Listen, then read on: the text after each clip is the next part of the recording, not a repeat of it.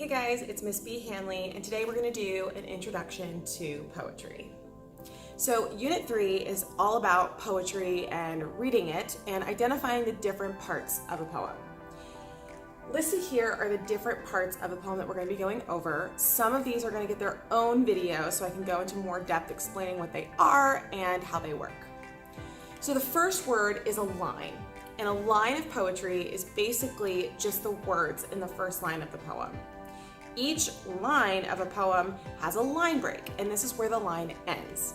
It's not necessarily where a punctuation mark would be, but it is where the line ends in a poem. I'm going to show you how to identify this in a poem and what to do when you're reading a poem and you get to a line break. This would be considered a line of poetry. Each of these is considered a line of poetry. Where the line ends is considered a line break. When you're reading a poem, you don't want to stop reading at a line break. For example, hold fast to dreams, for if dreams die, life is a broken-winged bird that cannot fly. I pause where I see a punctuation mark. Oftentimes in poems, you will see numbers off to the side of the poem. This indicates the number of lines in a poem. For example, 1, 2, 3, 4, 5. Every fifth line in a poem would be labeled. So this poem has 8 lines. The next word is stanza. Stanzas are the actual sections of a poem. It kind of looks like a paragraph, but instead of calling it a paragraph, we call it a stanza when it's in an actual stanzas. This poem has 2 stanzas. The first stanza ends at fly. You know that this is a stanza because there is a space in between the 2 parts. The second stanza ends with snow. So there are 8 lines.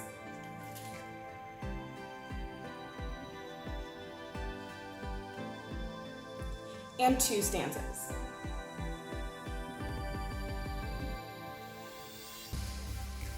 The next word is rhyme scheme. The rhyme scheme is the pattern of rhyming words at the end of the lines in a poem. I'm going to go over in depth what rhyme scheme does and how to identify it in another video. I did say that we would go over rhyme scheme in a little bit more depth, but in this poem, I want to show you how you would identify rhyme scheme because it's very simple.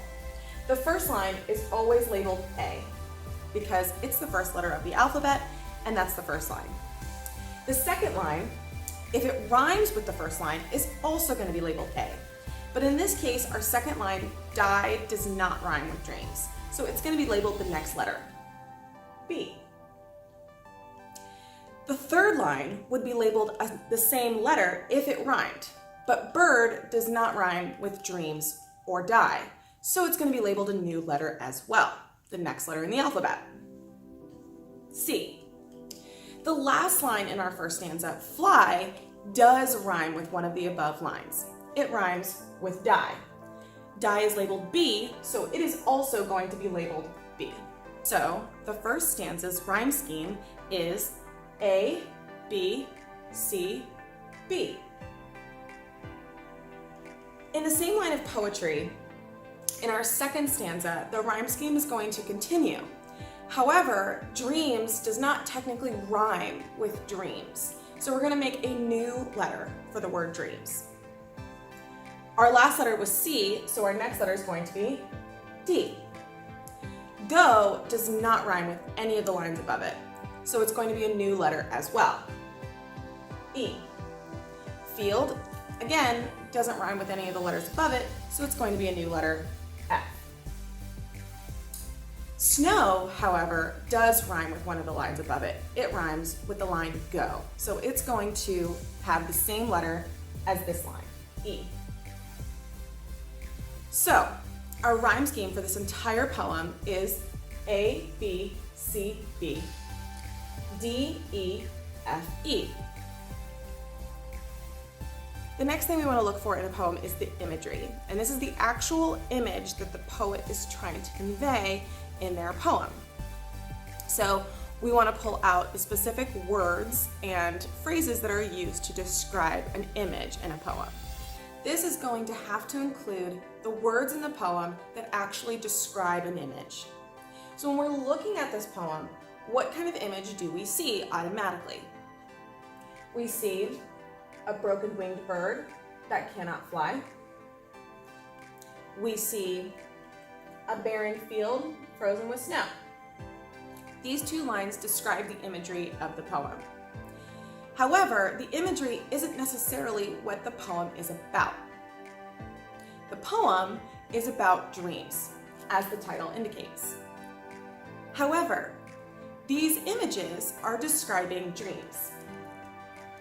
And the metaphor here that is being used, a broken winged bird that cannot fly, is being compared to life without dreams.